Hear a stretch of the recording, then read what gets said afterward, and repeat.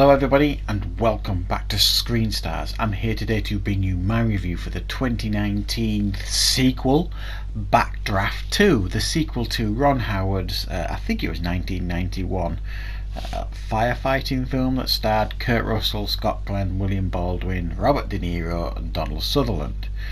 And its sequel stars Joe Anderson, and making a return is William Baldwin and Donald Sutherland as the same characters they played in the first film. Now, this was a film I did a trailer reaction to a couple of months ago, and I kind of questioned, did this film need to exist?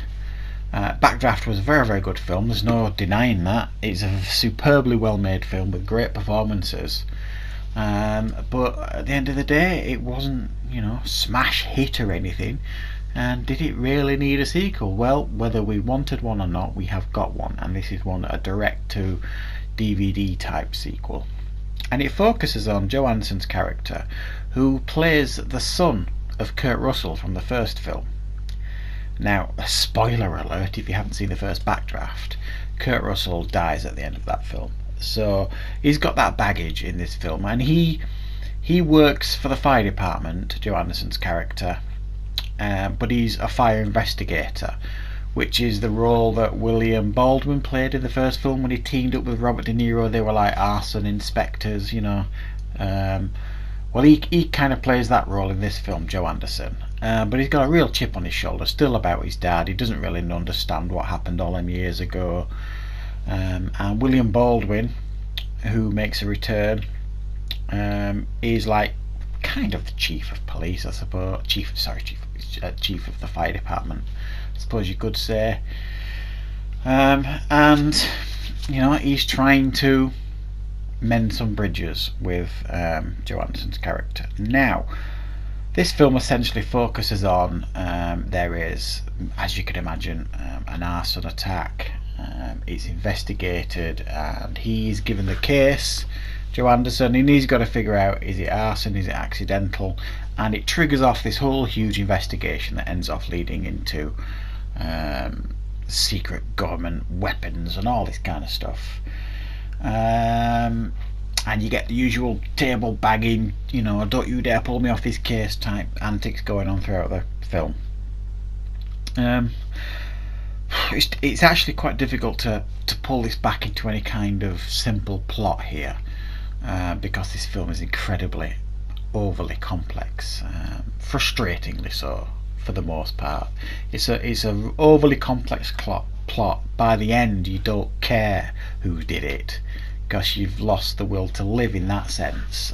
You keeping track of who did what, why they did it, and who's involved, and it kind of digs itself into a hole, this film, in regards to the plot. And actually there are aspects of this film that work pretty well, I have to say. Donald Sutherland, who again plays the same part he played in the first film, like a bit like the Hannibal Lecter of the arson world. He's behind bars, and he gives tips to the fire department and even arsonists, in exchange for conversation and all this kind of stuff. And he comes back and plays that role again, and he does it absolutely brilliant. I mean, Donald Sutherland is the highlight of this film. He steals every scene he's in, and he's wonderful. Another issue that I have with this film is Joe Anderson's character is deeply unlikable. He's horrible to everybody. He's got a real chip on his shoulder for the majority of the film, and I just found it really, really hard to relate to him. He was a bit like a brat, spoiled brat, very, very hard to like.